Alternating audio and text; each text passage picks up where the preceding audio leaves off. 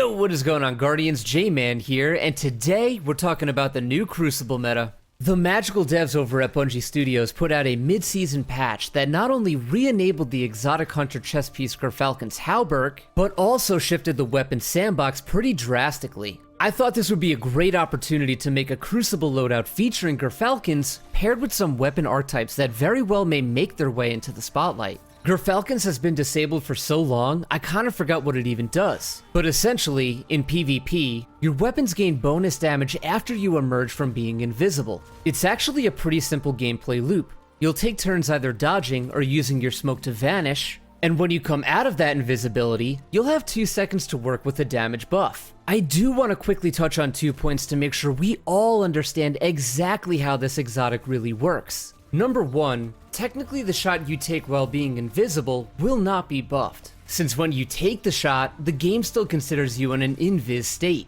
So your follow-up shot is where the damage buff actually begins. Number 2, if a teammate makes you invisible, Gyrfalcons will still activate. So I can picture some disgusting team synergies between this and Khepri's Sting. There's also a bunch of other PvE utilities that this exotic has, but there will be so many talented creators breaking that down, so instead, we'll be focusing on how nasty this thing is in the Crucible. So what weapon should we pair with Gyrfalcons? Taking a look at the TWAB detailing the latest mid-season patch, the change to adaptive frame pulse rifles really caught my eye. The update increased the crit or headshot damage from 30.4 to 31.4.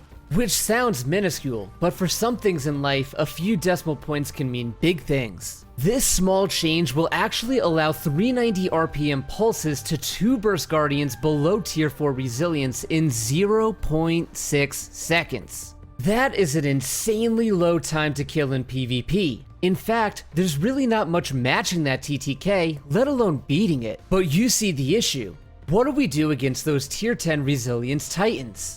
That, my friends, is where Gyrfalcons comes into play. That quick damage buff is just enough to 2-burst any resilience guardian. In this video, I chose to go with the Smite of Moraine freshly crafted from the King's Fall raid with moving target and swashbuckler. This is a pretty cool synergy because I go invisible, 2-tap a guardian, and then continue the 2-tapping train by activating swashbuckler.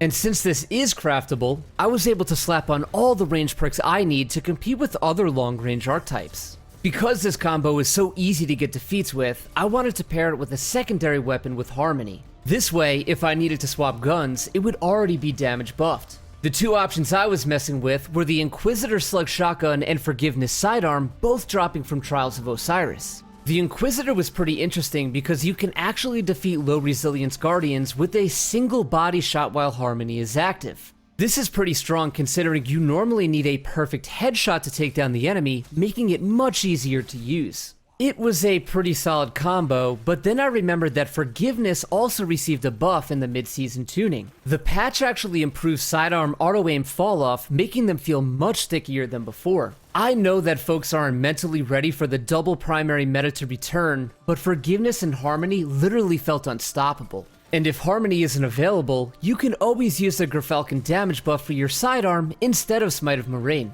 Folks, that will conclude our video on Gyrfalcon's Hauberk entering the meta. You can definitely get a lot cheesier with this thing, but I wanted to put together some loadouts that are somewhat honorable and won't get immediately patched. If you're also using Gyrfalcons, I'd love to hear what weapons you're pairing it with, so throw those down in the comments below. If you enjoyed the gameplay, feel free to help me out with a like and consider subscribing to the channel. And as always, thank you for watching, and I'll see you in the Cosmodrome.